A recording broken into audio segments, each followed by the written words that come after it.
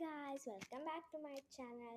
ഇന്ന് നമ്മൾ ഫെററോ റോഷൻ്റെ ഈ ഫ്ലേവറിൻ്റെ അൺബോക്സിംഗ് ആണ് ചെയ്യാൻ പോകുന്നത്. ഇപ്പോഴത്തെ ലേറ്റസ്റ്റ് ഫാഷനാണിത്.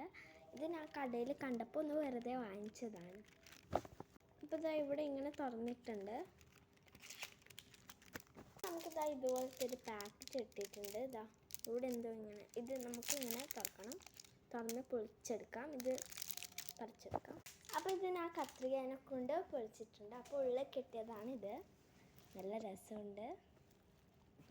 ഇതൊന്ന് ടേസ്റ്റ് ചെയ്ത് നോക്കാൻ പോവാണ്.